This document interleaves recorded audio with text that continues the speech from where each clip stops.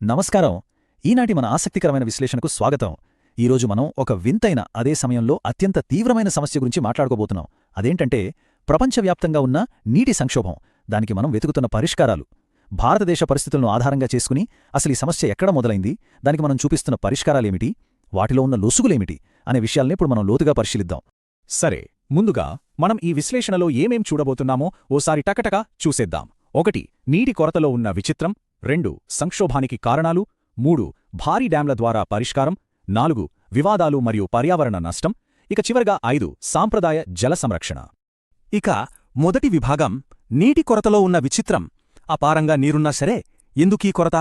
మన భూమిని అందరూ ఎంతో గర్వంగా నీలిగ్రహం అంటారు. కారణం ఎటు చూసిన నీరే. కాని అసలు విడ్డూరం ఇక్కడే ఉంది. భూమిపై ఉన్న మొత్తం నీటిలో 96.5% కేవలం మహాసముద్రాల్లో ఉప్పునీరుగానే ఉంది. మనకు ప్రాణాధారమైన స్వచ్ఛమైన నీరు ఎంతంటే కేవలం 2.5% మాత్రమే. అందులోనూ 70% పైగా నీరు అంటార్టికా, గ్రీన్లాండ్ లాంటి మంచుకొండల్లో ఎప్పటికీ కరగాని మంచులా గడ్డకట్టుకుపోయి ఉంది. అంటే వాడుకోవడానికి నిజంగా మనకు దొరికే నీరు మనం ఊహించిన దానికంటే చాలా చాలా తక్కువ అన్నమాట. ఇది వింటే ఇంకొంచెం ఆశ్చర్యం కలుగుతుంది. ప్రపంచవ్యాప్తంగా కురిసే మొత్తం వర్షపాతంలో దాదాపు 4% ఒక్క భారతదేశమే అందుకుంటోంది. కాని ప్రతి మనిషికి ఎంత నీరు అందుబాటులో ఉందనే లెక్కలు తీస్తే మాత్రం ప్రపంచ దేశాల జాబితాలో భారతదేశం స్థానం ఎంతో తెలుసా? ఏకంగా 133వ స్థానం. మన దగ్గర కురుస్తున్న వర్షానికి, మన అవసరాలకు అందుబాటులో ఉంటున్న నీటికి మధ్య ఎంత పెద్ద అగాధముందో ఈ ఒక్క నంబర్ చూస్తేనే అర్థమైపోతుంది. అసలు ఈ వాటర్ స్ట్రెస్ లేదా నీటి ఎద్దడి అంటే ఏమిటో శాస్త్రీయంగా తెలుసుకుందాం. ప్రముఖ స్వీడిష్ నిపుణుడు ఫాల్కెన్ మార్క్ అంచనా ప్రకారం ఒక వ్యక్తికి ఒక సంవత్సరంలో 1000 క్యూబిక్ మీటర్ల కంటే తక్కువ నీరు అందుబాటులో ఉంటే ఆ స్థితిని అధికారికంగా నీటి ఎద్దడి అంటారు. ఇది కేవలం పుస్తకాల్లో రాసుకునే నిర్వచనం కాదు, క్షేత్రస్థాయిలో సామాన్యులు ప్రతిరోజు అనుభవిస్తున్న కఠినమైన సత్యం. వాస్తవ పరిస్థితులు ఎంత విరుద్ధంగా ఉన్నాయంటే, ఒకవైపు వరద నీరు ముంచెత్తి రోడ్లు పాడైపోతే, అదే మలినపు నీటిలో త్రాగడానికి చుక్క నీరు లేక ఒక బాలుడు పడుతున్న ఆరాటం మన గుండెను పిండేస్తుంది.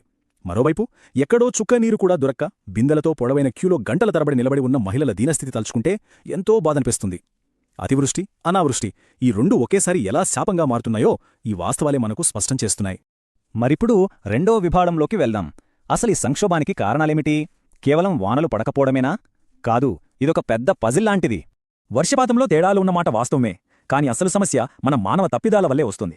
జనాభా విపరీతంగా పెరిగిపోవడం, వ్యవసాయంలో నీటిని ఎక్కువగా పీల్చుకునే వాణిజ్య పంటల సాగు పెరగడం వల్ల భూగర్భ జలాలు పూర్తిగా అడుగంటిపోతున్నాయి. మరోవైపు పారిశ్రామికీకరణ, నగరాల విస్తరణ వల్ల గంగా, యమునా లాంటి అతిపెద్ద పవిత్ర నదులు సైతం పారిశ్రామిక వ్యర్థాలతో కలుషితమై విషతుల్యంగా మారాయి. పైగా ఉన్న ఆకాస్త నీరు కూడా అందరికీ సమానంగా అందకపోవడం ఈ సంక్షోభాన్ని మరింత జటిలం చేస్తుంది. ఇక మూడవ విభాగం, భారీ డ్యాంల పరిష్కారం. వ్యవసాయ, పారిశ్రామిక అవసరాల కోసం జాతీయ స్థాయిలో ఎలాంటి పరిష్కారాలు ఆలోచించారో ఇక్కడ తెలుసుకుందాం. అయితే ఈ పరిష్కారాలు ఎలా మొదలయ్యాయో మనం చరిత్రలోకి వెళ్లి చూస్తే ఆశ్చర్యపోతాం.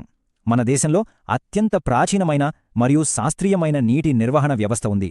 క్రీస్తుపూర్వం 1వ శతాబ్దంలోనే అలహాబాద్ సమీపంలోని శృంగవేరపురంలో గంగానది వరద నీటిని నిల్వచేసే వ్యవస్థ ఉండేది. 11వ శతాబ్దంలోనే భోపాల్లో అప్పటికి అత్యంత పెద్దదైన కృత్రిమ సరస్సును నిర్మించారు. ఇక 14వ శతాబ్దంలో ఢిల్లీలో హౌస్ ఖాస్ ట్యాంకును నిర్మించారు. అంటే నీటిని నిల్వచేసే అద్భుతమైన టెక్నాలజీ మనకు కొత్తేమీ కాదు. కాని స్వాతంత్ర్యం వచ్చిన తర్వాత పరిస్థితులు, ఆలోచనా విధానం పూర్తిగా మారిపోయాయి. బహుళార్ధ సాధక నదీలోయ ప్రాజెక్టులను, భారీ డ్యాంలను అప్పటి మన తొలి ప్రధానమంత్రి జవహర్లాల్ నెహ్రూ గారు ఆధునిక భారతదేశ దేవాలయాలు అని ఎంతో గర్వంగా అభివర్ణించారు. దేశ వ్యవసాయ అభివృద్ధికి, గ్రామీణ ఆర్థిక వ్యవస్థను పారిశ్రామికీకరణతో అనుసంధానం చేయడానికి అప్పట్లో ఇవే అత్యుత్తమ మార్గాలని భావించారు. మరి 4వ విభాగం చూద్దాం, వివాదాలు, పర్యావరణ నష్టం. ఈ ఆధునిక దేవాలయాల వల్ల ఎలాంటి కొత్త సవాళ్లు పుట్టుకొచ్చాయో ఇప్పుడు మనం విశ్లేషిద్దాం. ఈ భారీ ప్రాజెక్టుల ద్వారా మనం ఎన్నో లాభాలు ఆశించాం. మెరుగైన నీటిపారుదల, విద్యుత్ ఉత్పత్తి, వరద నియంత్రణ జరుగుతాయని అనుకున్నాం.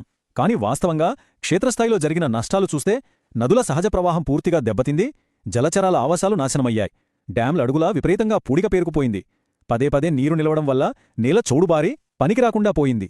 విచిత్రమేమిటంటే కొన్ని సందర్భాల్లో ఈ డ్యాంల వల్లే తీవ్రమైన వరదలు సంభవించిన పరిస్థితులు కూడా మనం చూశాం. వనరులపై స్థానికులకు ఉండాల్సిన నియంత్రణ కోల్పోయినప్పుడు సామాన్యులు ఎంతటి దుర్భర పరిస్థితులను ఎదుర్కొంటారో తెలుసా?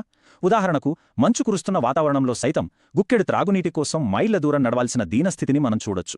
స్థానికంగా ఉన్న జలవనరులు దెబ్బతిన్నప్పుడు కనీస అవసరాల కోసం మనుషులు ఏ స్థాయికి కష్టపడాలో ఇది కళ్లకు కడుతోంది. ఈ భారీ ప్రాజెక్టులు కేవలం పర్యావరణానికే కాదు, సామాజికంగా, రాజకీయంగా ఎన్నో ఘర్షణలను సృష్టించాయి. ప్రాజెక్టుల నిర్మాణంలో తమ భూములను, ఊర్లను కోల్పోయిన లక్షలాది మంది ప్రజలు రోడ్లెక్కి ఉద్యమించారు. గుజరాత్లోని నర్మదా నదిపై డ్యాం నిర్మాణానికి వ్యతిరేకంగా స్వచ్ఛంద సంస్థల ఆధ్వర్యంలో జరిగిన నర్మదా బచావో ఆందోళన్ దీనికి ఒక ప్రధాన ఉదాహరణ. అలాగే నీటి పంపకాల విషయంలో గోదావరి లాంటి నదుల వద్ద రాష్ట్రాల మధ్య తలెత్తిన వివాదాలు కూడా ఎక్కువే. జాతీయ అభివృద్ధి అనే పేరుతో చివరకు భూమిలేని పేదలు తీవ్రంగా నష్టపోయారు. ఇప్పుడు 5వ మరియు చివరి విభాగం సాంప్రదాయ జల సంరక్షణ. అంటే మళ్లీ మన మూలాల్లోకి వెళ్లడం, ప్రకృతితో మమేకమైన పద్ధతుల వైపు అడుగులు వేయడం. ఇక్కడ మనం ముఖ్యంగా గమనించాల్సిన విషయం ఏమిటంటే, వాతావరణానికి, భౌగోళిక పరిస్థితులకు అనుగుణంగా నీటిని ఒడిసిపట్టే అద్భుతమైన జ్ఞానం మన పూర్వీకుల దగ్గరుంది. పశ్చిమ హిమాలయాల్లో పర్వత ప్రాంతాలకు తగ్గట్లుగా గుల్స్ లేదా కుల్స్ అనే కాలువలను నిర్మించారు. బెంగాల్ లాంటి వరద మైదానాల్లో ఆ వరద నీటిని పొలాలకు మళ్లించే వ్యవస్థలుండేవి. ఇక రాజస్థాన్ లాంటి ఎడారి ప్రాంతాల్లో ఖాదిన్స్, జోహార్డ్స్ పేరుతో నీటిని నిల్వ చేసి ఏకంగా వ్యవసాయానికి వాడుకునేవారు. ఇవన్నీ పర్యావరణానికి ఎలాంటి హాని చెయ్యని మన సొంత స్థానిక పరిష్కారాలు. రాజస్థాన్లోని బికానేర్, బార్మర్ లాంటి ప్రాంతాల్లో ఇప్పటికీ ఉపయోగించే ట్యాంకా వ్యవస్థ గురించి వింటే నిజంగా ఆశ్చర్యపోతాం. ఎంత అద్భుతంగా పనిచేస్తుందంటే, వాలుగా ఉన్న ఇంటి పైకప్పుల మీద పడిన వర్షపు నీరు ఒక పీవీసీ పైపు ద్వారా కిందకు ప్రవహిస్తుంది. ఆ నీరంతా ఇంటి ప్రాంగణంలోనే భూమి అడుగున నిర్మించిన ట్యాంకా అనే ఒక పెద్ద తొట్టిలో నిల్వవుతుంది. ఆ నీటినే వాళ్లు కఠినమైన ఎండాకాలం పూర్తయ్యే వరకు స్వచ్ఛమైన త్రాగునీరుగా వాడుకుంటారు. ఇది ఎంతో సులువైన, సురక్షితమైన పద్ధతి కదా. ఇక ఈ విశ్లేషణను ముగించే ముందు రిహాండ్ ప్రాజెక్టు వల్ల నిరాశ్రయులైన ప్రజలు అడిగిన ఒక అత్యంత బలమైన ప్రశ్నను మనం పరిశీలించాలి. దేశం కోసం, జాతీయ అభివృద్ధి కోసం ప్రతిసారి త్యాగాలు చేయాల్సింది ఆ కొద్దిమంది అట్టడుగు వర్గాలవారేనా? లేక స్థానికంగా పర్యావరణానికి అనుకూలమైన నీటి యాజమాన్య పద్ధతుల ద్వారా ఈ సంక్షోభాన్ని మనం శాశ్వతంగా పరిష్కరించగలమా? భవిష్యత్తు తరాలకు ప్రాణాధారమైన నీటిని అందించే విషయంలో, సామాజిక న్యాయాన్ని కాపాడే విషయంలో ఈ ప్రశ్న మనందర్నీ తీవ్రంగా ఆలోచింపజేస్తుంది. మరి ఈ జల సంక్షోభం, దానికున్న పరిష్కారాల మీద సాగిన ఈ ప్రయాణం కొత్త దృక్కోణాలను పరిచయం చేసిందని ఆశిస్తున్నాం.